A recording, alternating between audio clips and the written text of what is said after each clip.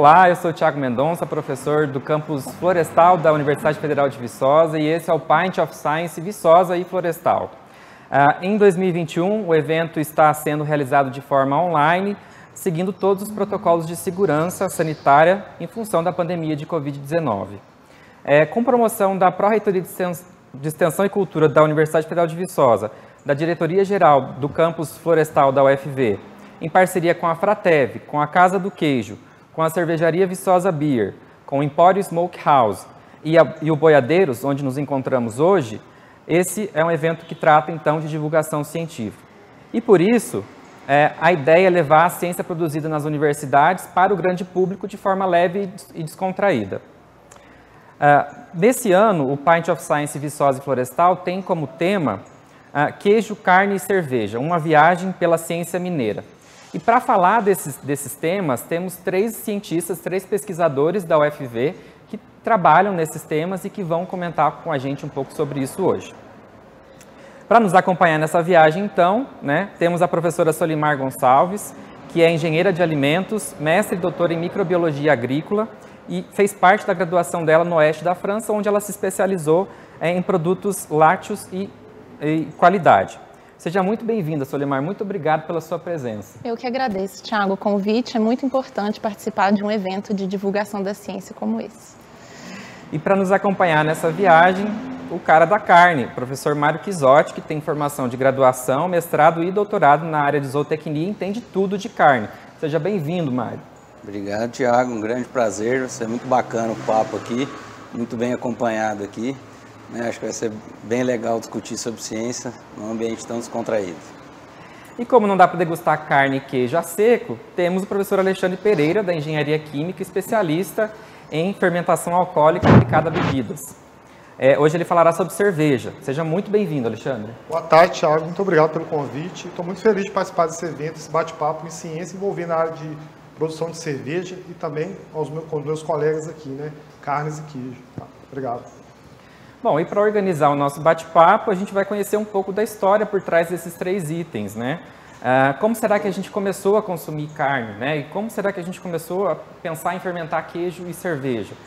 Não sei se deu água na boca aí de vocês que estão em casa, mas da gente aqui com certeza deu, Então eu peço para a Solimar contar para a gente um pouco sobre a origem dos queijos e como que se popularizou a cultura de comer esses alimentos mundo afora.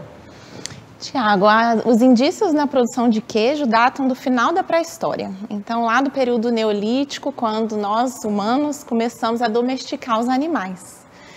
Acredita que isso foi um acidente, então que as pessoas que domesticavam animais, principalmente cabras e ovelhas, mantinham o leite dentro de algum recipiente que era feito com o estômago dos animais, e acidentalmente esse leite coagulou, ou seja, a massa se separou do soro, provavelmente pela ação das enzimas que estão presentes no estômago desses animais. E aí eles perceberam então que a partir do momento que se separava o soro daquela massa, era possível conservar esse produto por mais tempo.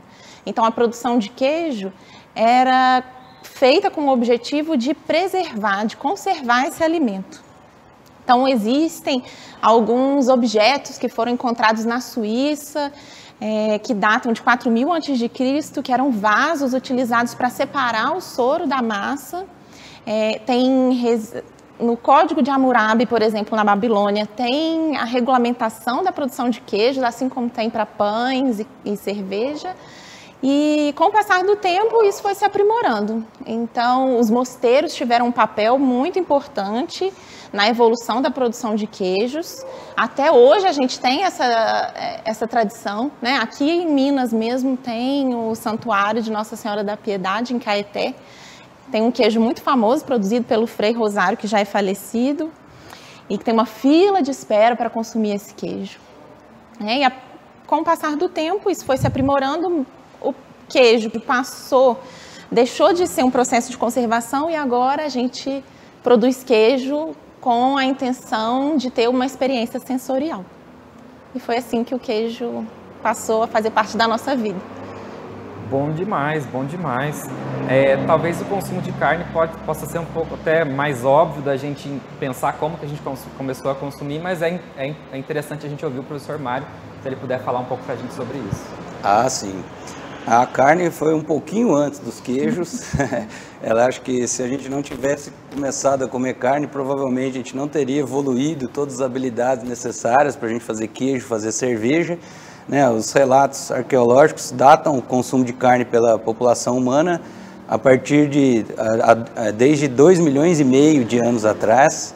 Né? Então, nossos antecessores já começaram a acessar esse alimento, né? Inicialmente comendo carniças, né? Ou animais que estavam mortos, eles eram oportunistas, iniciaram, né, dessa forma a introdução desse alimento na dieta, né? E a carne ela foi fundamental para a evolução da espécie humana, né? Uma vez que ela trouxe, né, uma densidade energética muito maior que permitiu, né, ao ser humano passar menos tempo se alimentando com tubérculos e com vegetais que não eram tão ricos ou tão densos, né, assim, em termos de energia, em termos de nutrientes. E outro papel fundamental da carne na evolução humana foi, sem dúvida, né, o desenvolvimento das nossas habilidades cognitivas, né? Então a carne começou com os peixes, mas a carne também é uma boa fonte, né, de ácidos graxos essenciais que os vegetais não suprem na quantidade adequada. Né, e nosso cérebro, né, ele é composto basicamente por gordura. Dentre essas gorduras, né, a gente tem um ácido graxo especial, que é o DHA, né, que é o docosahexanoico, né, que é muito mais abundante em peixes, em fontes de origem animal, do que nos vegetais, né, e data, né, ou coincide, né, a evolução também da massa encefálica do ser humano. A massa cinzenta, o principal ômega 3 encontrado é esse DHA, né, ele é enriquecido, né, em fórmulas de recém-nascidos que precisam do desenvolvimento, né, do tecido neurológico, né, que está ainda em desenvolvimento. Então a carne certamente ela antecedeu, né, esses dois produtos e foi fundamental aí para a evolução do ser humano. A partir então desse consumo, né, foi possível os nossos antepassados se organizar, iniciar a domesticação desses animais. Isso já é bem posterior ao início do consumo de carne, né?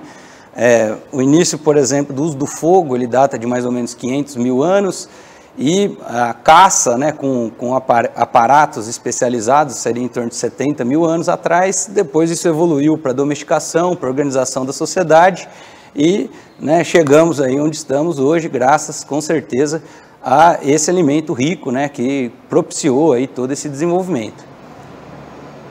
Muito bom.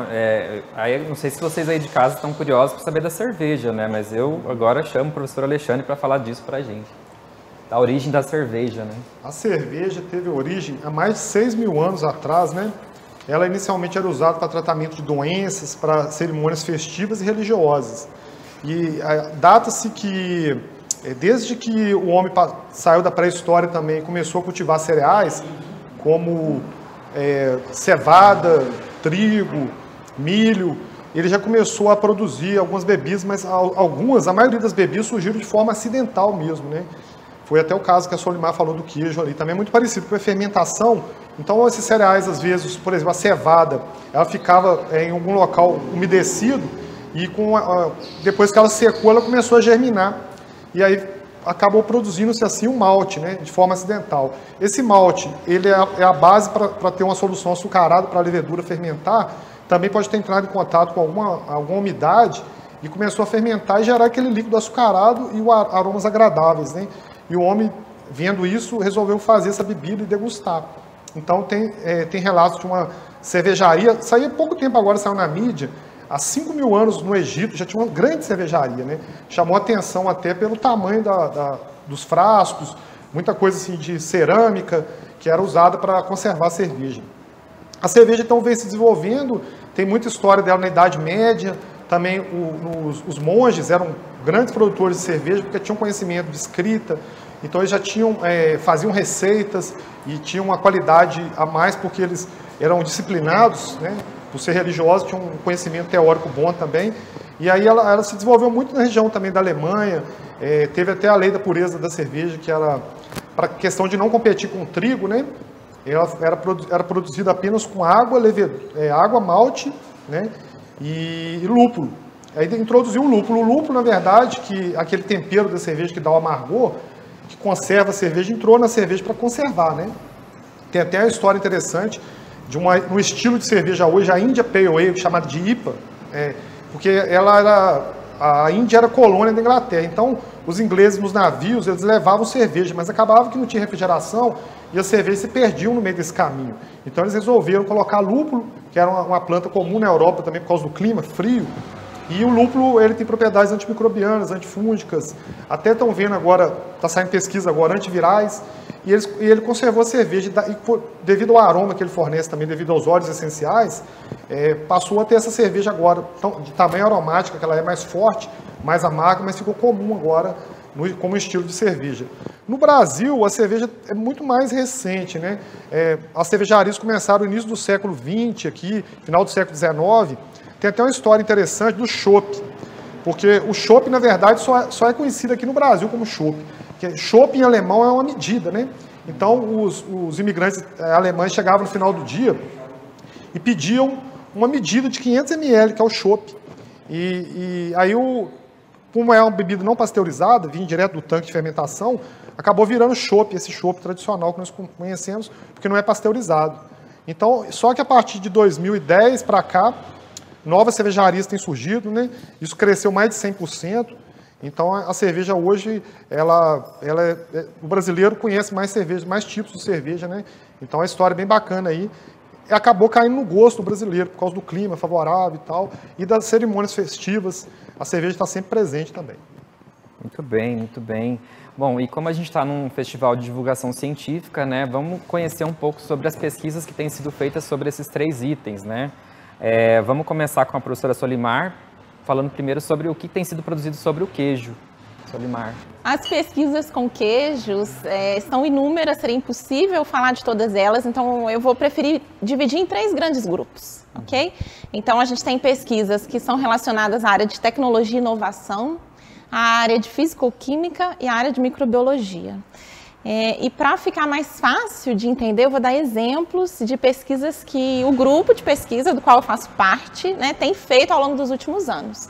Então, é um grupo chamado Inova Leite, que faz pesquisas relacionadas a vários outros produtos lácteos, não só queijos, tá?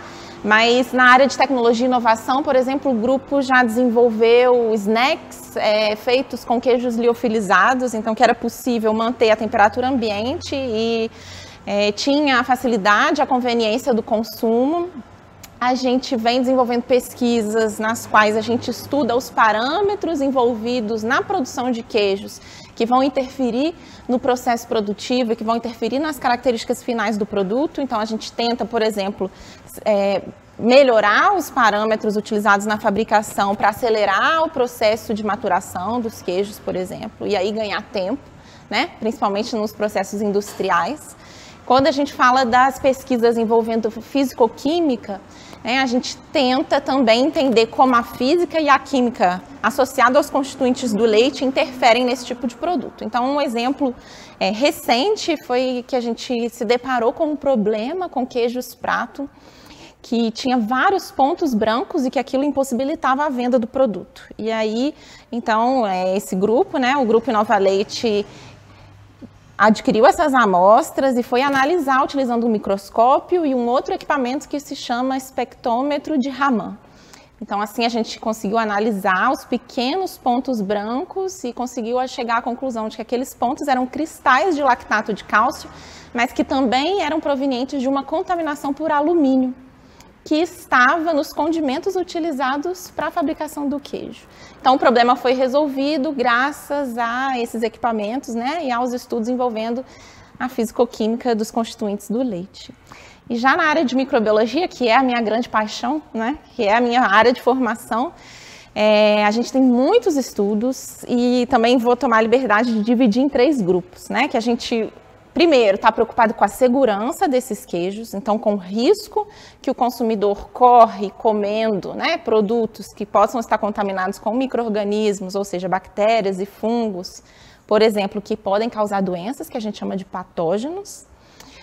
Os estudos envolvendo biodiversidade, quando a gente quer acessar, né, todos aqueles micro-organismos que fazem parte daquele produto e entender como que eles auxiliam e como que eles participam da promoção, né, dessas características sensoriais desse produto, e aqueles estudos envolvendo os micro-organismos deterioradores, que são os micro-organismos que vão estragar o produto, né, que vão deteriorar o produto, sem estar associado com alguma doença, por exemplo.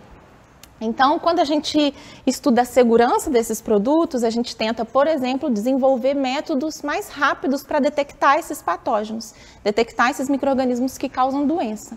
Então, só com as pesquisas, né, com a evolução dos métodos científicos, a gente vai conseguir fazer com que isso seja feito muito mais rápido, ok? No caso da biodiversidade, a gente tem inúmeros projetos que tentam identificar essas bactérias e esses fungos, principalmente dos queijos artesanais. Então, a gente já teve, por exemplo, projetos que avaliaram a biodiversidade do queijo de Marajó, que é considerado um queijo artesanal, do Campo das Vertentes, agora o mais recente da região de Entre Serra de Minas. E a gente tenta, com isso, preservar o patrimônio genético nacional. Então, a gente isola, então a gente mantém essas bactérias, esses fungos, esses micro-organismos no laboratório, armazena em condições ideais para que daqui a décadas, se a gente precisar desses micro-organismos novamente, a gente vai ter à nossa disposição. Eles ainda vão estar vivos e a gente vai conseguir utilizá-los.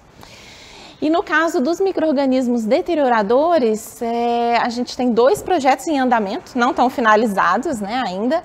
Em um deles, a gente se deparou também com o problema de manchas azuis em queijos frescos. Então, o consumidor comprava o queijo, levava para casa, depois que a embalagem já estava aberta, que ele já tinha consumido, parte desse queijo aparecia uma mancha azul. Muito bonita até.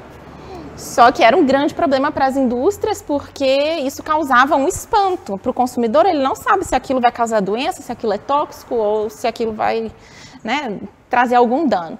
Então, a gente descobriu quem eram as bactérias que faziam aquele tipo de mancha. Então, sequenciamos o genoma completo das bactérias. Hoje a gente sabe o nome delas, sabe que elas não estão associadas com uma doença propriamente dita, são deterioradoras. Agora a gente tenta entender por que esse pigmento é produzido, em quais condições, para que a indústria possa se prevenir. Então, impedir que a formação desse pigmento aconteça. E o outro projeto, relacionado ainda a micro-organismos deterioradores, a gente tenta isolar fungos que causam problemas na indústria, então que causam a deterioração de queijos na indústria, e tenta utilizar as bactérias que a gente tem no nosso banco. Então, essas bactérias que a gente isolou, né, nos estudos de biodiversidade, a gente tenta encontrar alguma que produza alguma substância que iniba esses fungos, que iniba o crescimento desses fungos. E aí, assim, a gente vai reduzir a utilização de conservantes, reduzir a utilização de aditivos, utilizando esses produtos naturalmente produzidos pelas bactérias. Então, todos esses projetos são desenvolvidos, né, por esse grupo que envolve 5 instituições de ensino diferentes, 11 professores e vários outros alunos de doutorado, mestrado e graduação. E é isso. Obrigada. Muito bem, né? Isso mostra pra gente o papel que a universidade tem no desenvolvimento de produtos e na melhoria da qualidade desses produtos que já estão aí no mercado, seja de uma forma tradicional, como o queijo que você comentou, né? Das culturas tradicionais, até mesmo ao desenvolvimento de novos produtos. Bom, então, e aí a gente passa para o professor Mário para ele comentar um pouco sobre essas pesquisas também no campo das carnes, né? Quando a gente pensa, a universidade estuda a carne? Estuda, professor? Sim, sim, temos bastante pesquisa, Thiago, né? E assim como nos queijos, né? A ciência da carne, ela pode se dividir também em 3 grandes áreas, mas a gente tem atuação desde o Departamento de Medicina Veterinária, na parte de inspeção, qualidade sanitária da carne, na tecnologia de alimentos, né? O processamento dessa carne, fazer embutidos ou hambúrgueres ou receitas, né, com esse produto, e na zootecnia, né, a gente estuda bastante o efeito da vida do animal sobre a qualidade da carne, né? Então a gente trabalha com diferentes espécies, carne também tem uma diversidade enorme, né, e tenta entender como a nutrição, como a genética, como o manejo interferem, né, na característica da carne. Então a gente trabalha tanto para tentar buscar uma maior eficiência na produção de carne, né, conseguir usar menos recursos para transformar né, em crescimento animal e depois em carne. Isso traz um grande benefício, né, que seria tornar esse produto mais acessível ao maior número de pessoas, já que é um produto caro, né, e altamente demandado, né? Então a gente trabalha com esse foco de produzir com mais sustentabilidade, tentar encontrar meios, pontos ideais de abate, dieta ideal que minimize o custo de produção, para que com isso a gente consiga ter uma carne mais acessível, né, e mais sustentável. E também trabalhamos com outra parte, que seria aumentar o preço da carne, né, no sentido de agregar valor, incrementar alguns aspectos de qualidade e buscar um mercado diferenciado, né, que está disposto também a pagar um preço superior a esse produto. Né, dentro dessa linha, a gente tem vários trabalhos relacionados ao aumento da maciez da carne, que é um quesito importante, principalmente na carne bovina. Né, e trabalhamos com técnicas de maturação de carne, quantos dias são necessários para causar um amaciamento, algumas técnicas especiais como o butter aged, que seria uma carne envolta na manteiga para proteger o efeito da oxidação durante esse processo de maturação. A gente tem o dry aged, pesquisas com outro tipo de maturação, né, que concentra, né, os componentes aromáticos e o sabor da carne, e também melhoram, né, bastante a percepção da maciez do produto, assim como a influência de cruzamentos, né, como a genética, a nutrição influenciando na expressão gênica, como isso interfere na formação das fibras musculares, no metabolismo desse tecido, na oxidação, né, que está relacionada à alteração da coloração do produto e perda de qualidade, tempo de prateleira, né, produtos, pesquisas bastante diversas em diferentes ramos, com diferentes espécies.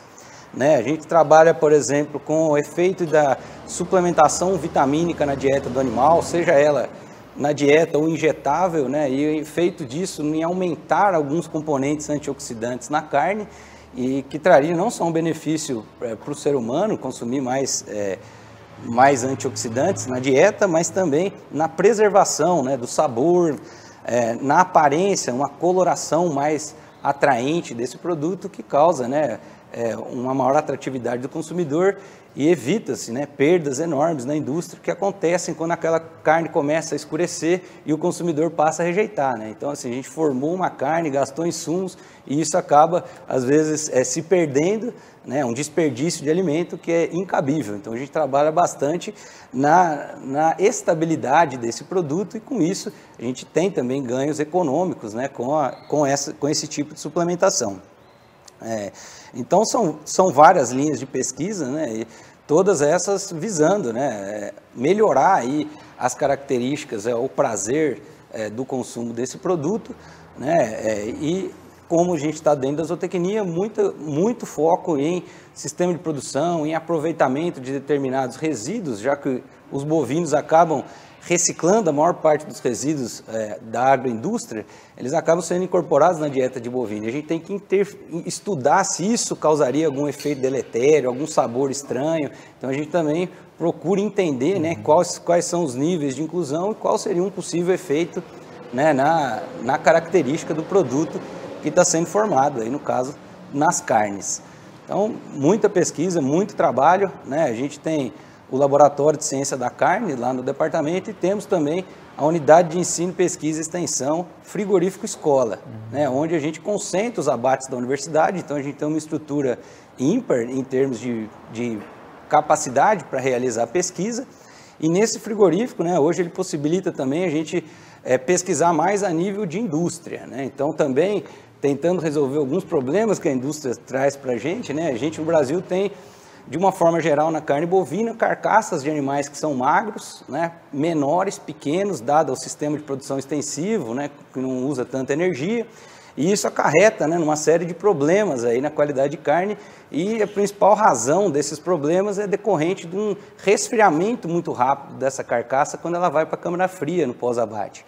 Né? Então a gente estuda com condições ideais de refrigeração para que essa queda muito acentuada da temperatura não prejudique a qualidade de carne.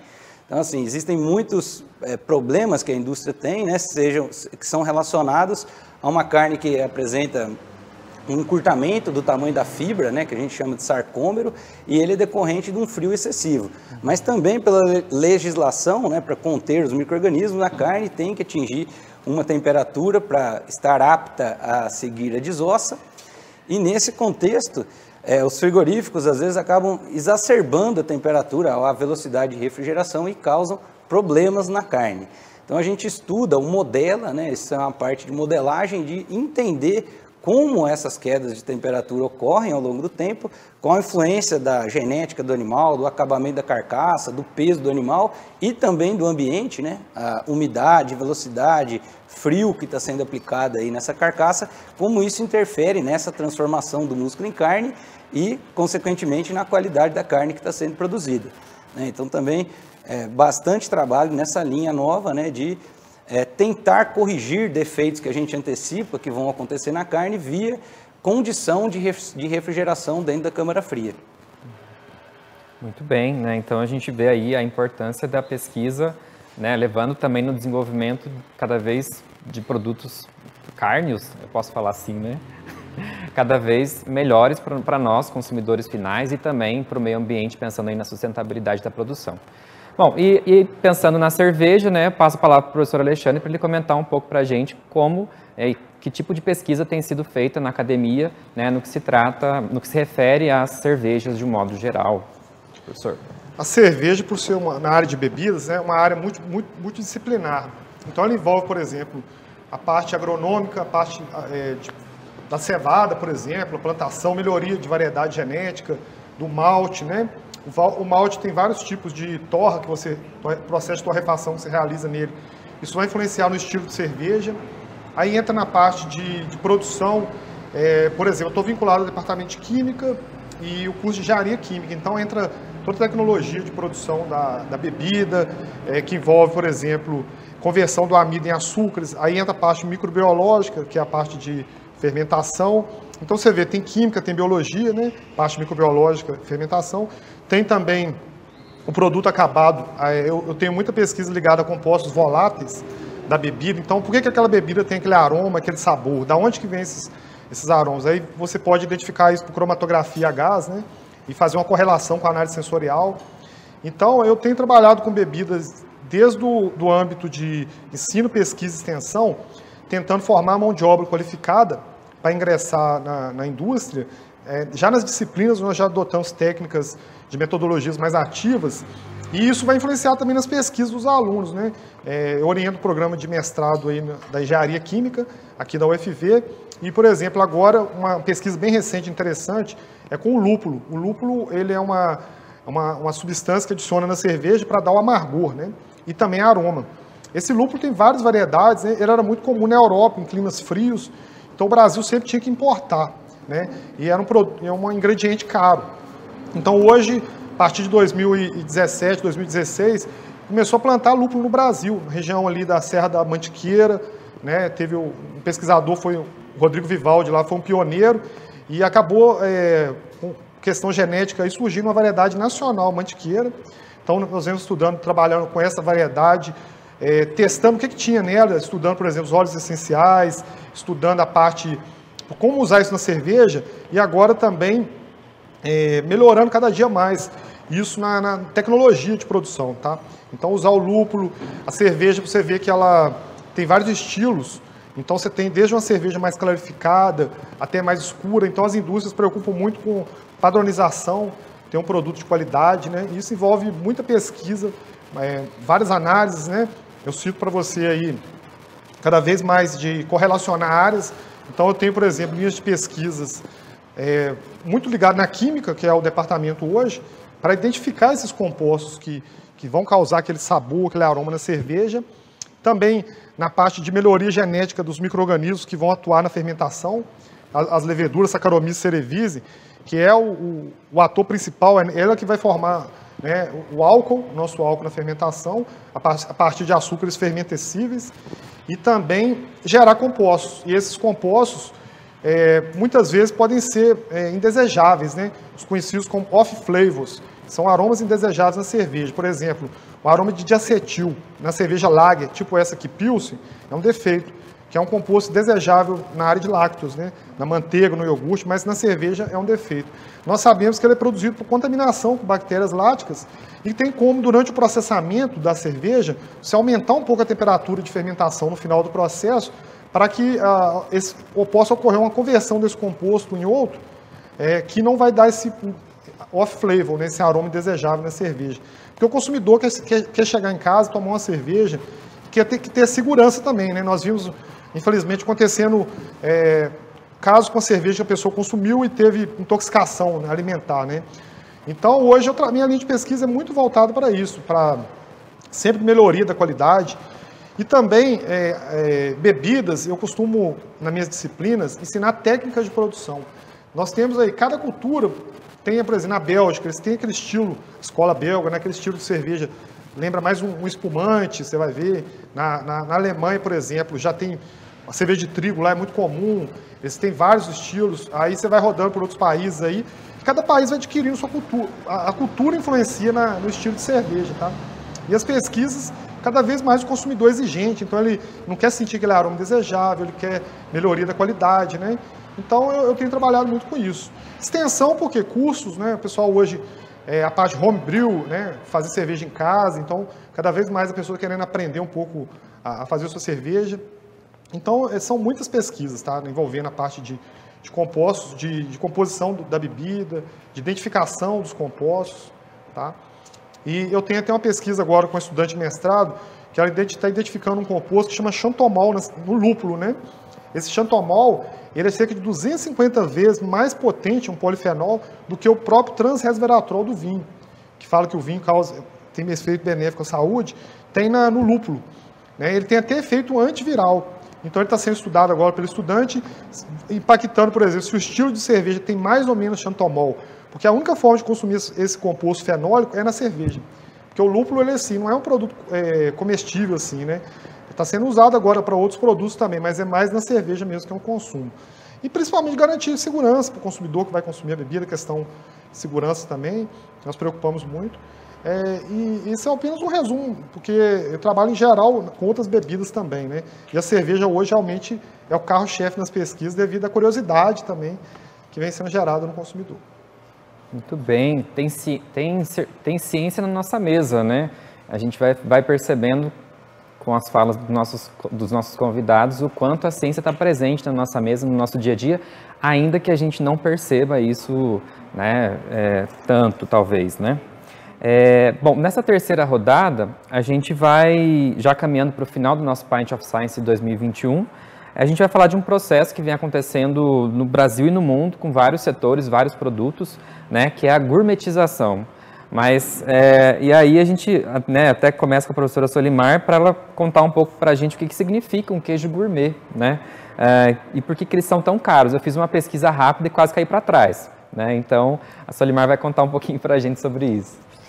Tiago, esses queijos, né, eles promovem, além de nutrir, né, eles promovem uma experiência sensorial.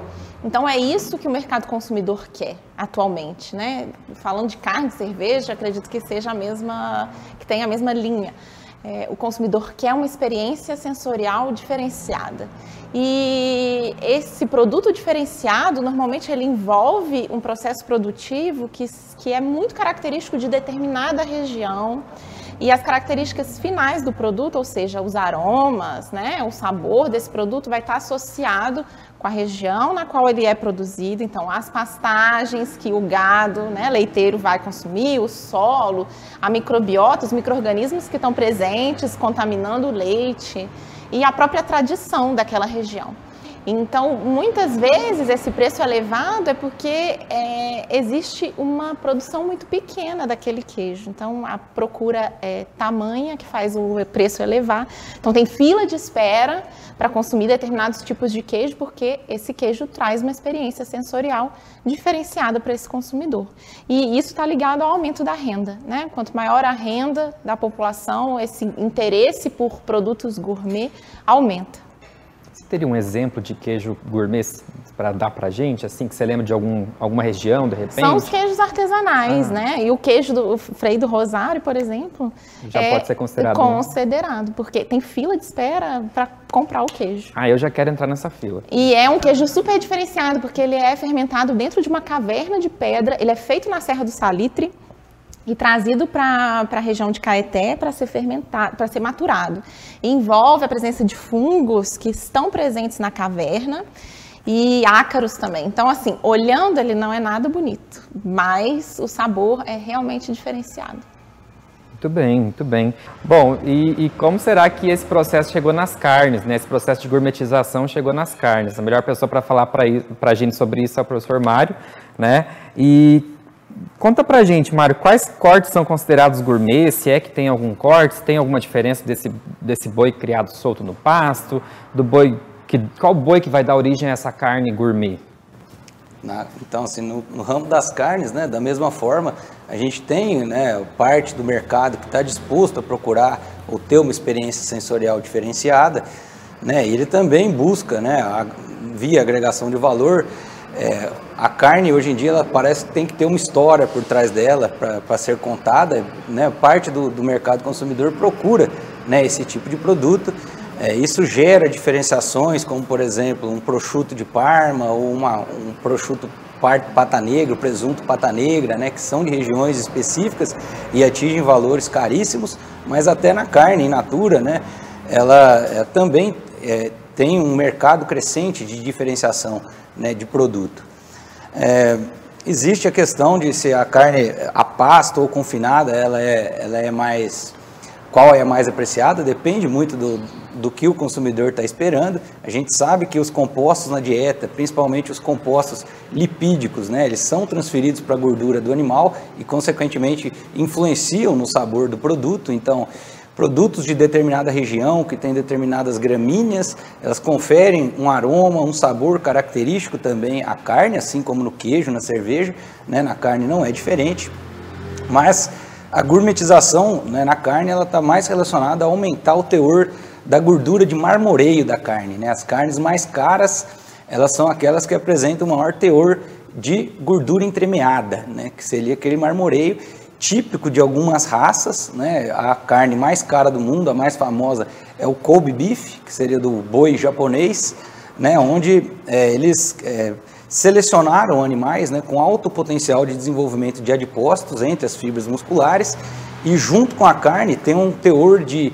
gordura muito maior. Não é uma carne para ser consumida no dia a dia, né, ela é mais calórica, mas em termos de suculência, sabor, o aroma dela depois de preparado, ele é diferenciado, né, e bastante atrativo, né, a experiência gustativa que ela traz quando a gente consome. Esse tipo de carne, ele vai vir de um sistema de produção apropriado, né, vai atingir um mercado diferenciado, então são utilizadas raças e os animais são bem alimentados ao longo de todo o ciclo de produção.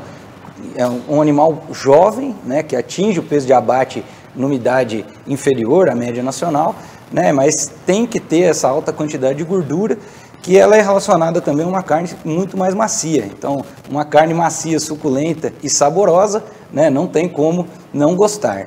E a busca desse tipo de produto, né, causa também uma diferenciação significativa em termos de preço, né? Aqui no Brasil a gente não segrega tanto as carnes, né, não tem tanta diferenciação como no mercado americano, que se separam carnes em diferentes categorias antes de comercializar.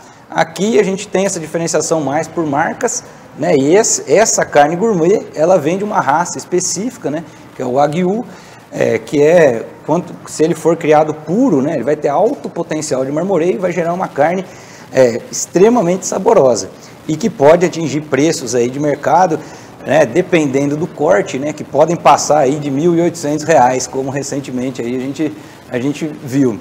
Né, mas na média, né, existem cortes, dependendo do corte, a picanha, o filé mignon, eles vão ser extremamente procurados e vão atingir preços maiores, mas os demais músculos, né, que vão dar origem a outros cortes, consegue se comercializar também com valor diferenciado, né, e é possível comer uma carne de qualidade, falando em torno de R$ 200 o quilo. Pode parecer muito, né, mas a gente comparando com outros produtos, por exemplo, como um vinho, né, o vinho consegue um diferencial muito maior. E a carne, né, a gente está falando de 1 quilo. Se você consumir R$200 uma carne achar caro, mas você não vai comer 1 quilo, né? Você vai comer 250 gramas. Principalmente essas mais gourmets, né? A ideia é comer menos e comer melhor. Da mesma forma como na cerveja, né? Que não tem como comparar o preço de uma cerveja industrial com uma cerveja artesanal. Então na carne isso também acontece, né? O sistema de produção ele é todo pensado para formar ou agregar tudo que for possível de agregar em termos de qualidade nesse produto, né? E consegue-se, né, esse diferencial, mas parece caro, mas acho que a carne tem que começar, né, a explorar, né, melhor esse mercado, já que comparado a outros preços, apesar de a gente ter alguns extremos aí, ela não é a parte mais cara de um jantar gourmet, né? Então, trabalhar com o desenvolvimento dessas raças, dessas técnicas, a própria maturação que a gente falou, né, o dry aged também é outra forma de agregar bastante valor, mas também necessita de um tempo maior. A carne permanece também na condição de estar amaciando. A carne, ela tem atividade enzimática, ela não está pronta, ela continua se transformando, né, ao longo do tempo, e ela também pode ser submetida a um processo de maturação que às vezes pode durar 56 dias. Também, né, a aparência externa ela fica extremamente feia, desenvolvem-se fungos específicos, mas o interior da carne, né, esses micro-organismos não passam essa camada que se forma externa, né, e quando se remove isso, né, na limpeza dessa peça, a carne lá dentro que ficou 56 dias refrigerada, mas maturando, né, ela vai ter uma maciez e uma textura incomparável. Mas, obviamente, isso aumenta muito o custo, né? Você precisa ter esse ambiente, precisa esperar esses dias, e o que justifica, além das perdas, né, justifica o aumento aí no preço unitário aí de um produto como esse diferenciado. Mas, com certeza, a gourmetização chegou para ficar, né? A gente tem vários vídeos, vários astros churrasqueiros hoje aí apontando, tanto no Brasil quanto lá fora, e a gente não poderia deixar também da agregação de valor via cortes, ou diferenciar a sensação, o prazer e a experiência de fazer um churrasco, né? Nessa linha, a gente observa o aumento, né, dos cortes estrangeiros, como por exemplo o tomahawk ou a bisteca fiorentina, que são comuns nesses vídeos, são peças diferentes das que a gente está habituado a consumir, né? O tomahawk, por exemplo, ele leva um pedaço de osso, né, junto, que quando assado, né, a aparência desse corte fica muito bonita, além do fato de você poder ter aquela sensação de roer o osso, comer aquelas carninhas que ficam presas ali, né, que fazem parte da costela, que mesmo sendo mais caro, né, comprar osso no quilo de carne, né, acaba convencendo bastante gente a comprar, porque se a pessoa tem renda, ela está buscando essa experiência, ela não está muito preocupada com o preço disso, né? Então, também tem um trabalho muito intenso agora na gourmetização, na agregação de valor, de trazer esses cortes diferentes, ou essa experiência que esse consumidor busca, né, e assim agregar valor no produto.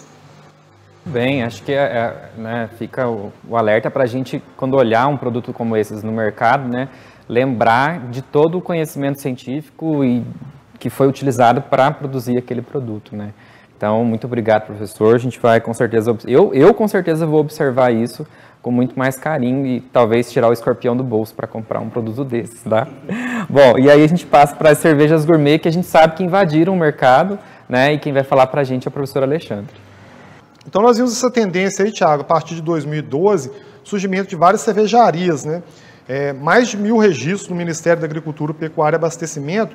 Então esses novos rótulos aí, novos estilos de cerveja acabaram invadindo o mercado. Você vê que hoje o consumidor, ele vai ao supermercado, ele quer experimentar novos rótulos. O surgimento também de brew pubs, local que a pessoa vai para consumir a cerveja. Às vezes ele tem vários estilos ali para experimentar. E ele ainda pode levar para casa, né? Esses growlers são vasilhames que ele pode levar essa cerveja para casa e consumir em casa também. E mesmo agora, com esse período de pandemia, ocorreu um crescimento de cervejarias, né? Tudo isso porque são novos estilos, então é uma cerveja mais cara. O brasileiro muitas vezes ficou conhecido como puro malte, né? As grandes cervejarias hoje também acabaram comprando cervejarias menores e introduzindo esses produtos no mercado. Então, assim, tem um aumento do preço também, mas é aquela questão de agregar valor, né? É uma cerveja que gasta mais ingredientes, então, por exemplo, se você usa mais malte, e esse malte tem preços diferentes também, mais torrados, tem maltes de vários que vão conferir vários aromas na cerveja. Aroma toffee, caramelo, aroma de café, você consegue perceber na cerveja, né? Vários estilos aí, stout, porter. Aqui atrás tem a tabela periódica da cerveja, então você tem cervejas hoje também envelhecidas em barril, tem cervejas com alto teor alcoólico, né? As Strong Ale, a India Pale Ale com alto teor de amargor, de lúpulo. Então é um produto que eu acho que veio para ficar agora, esses novos rótulos, esses novos estilos de cerveja, que o brasileiro começou a cair no gosto dele, a não experimentar somente a Lager, né?